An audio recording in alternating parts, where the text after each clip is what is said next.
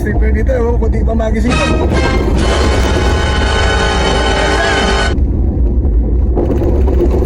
Run. Laro di ka pa magising. Sabi, sobrang init ang panahon ngayon, guys.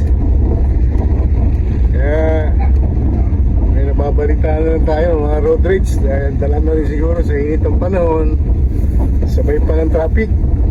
Kaya paalala ko lang sa mga kapwa ko driver, baon ng mahabang pasensya, relax, at isipin natin na may mga mahal tayo sa buhay, mga pamilya ang naghihintay sa ating pag-uwi sa bahay. Kaya itong vlog na ito, itong video na ito, nagpapaalala, palaging mag-ingat, magdasal, at maging mahinahon, mapagbigay, mapagkumbaba. Sana po magustuhan, baibigan ninyo ang video na ito. Kung maaari po sana ay mag-subscribe, pakipress ang notification bell para palagi kayong updated sa mga video natin. Ito na, enjoy life, ikot-ikot tayo, samahan nyo ako sa aking biyahe. Tara ito mag-road trip. Enjoy!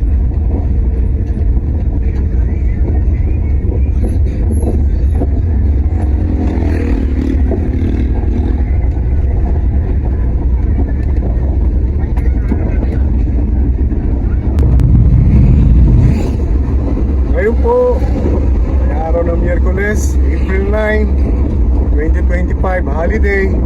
Kaya medyo maluwag ang daan ngayon. Mag-enjoy po kayo sa ating road trip dito sa Mindanao, sa South Cotabato. Are you familiar with this place? Please comment. Thank you.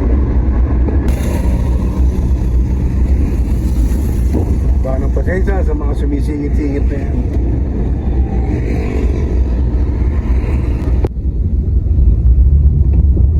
Grabing init mga kaibigan. Kaya palaging magbaon ng malamig na tubig. Hindi, ng mahabang pasensya para hindi tayo madala sa init ng ulo. Hindi natin patulan ng mga road rage. Napakainit kabayan, no? Sabi.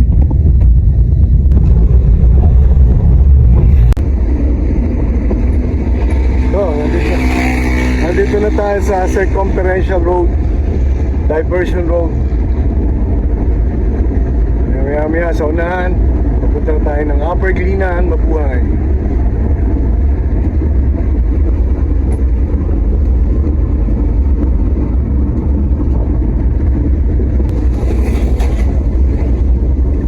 Ito, part pa rin po ng Jensen.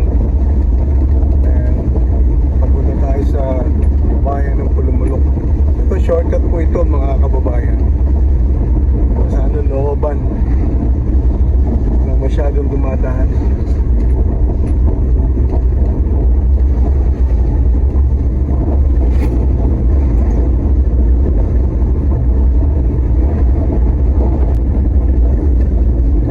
Ay, napakataas ng road stripper dito, kung di pa magising ito. Ito pa isa! Grabe!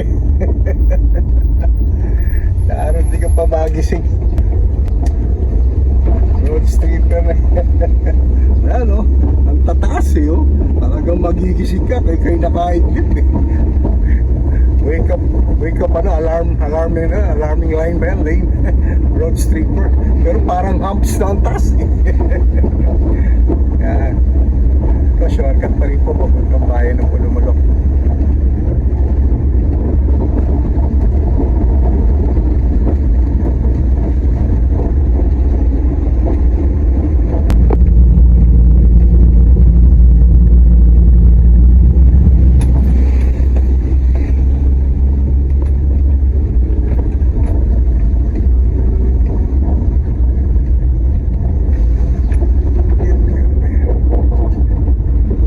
Napakainit.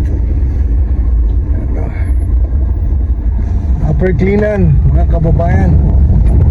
Ano pa rin, hindi nagbabago ang temperatura, ang panahon, ang init. Nasa few minutes, nasa bayan na tayo ng Cannery, Pulumulok.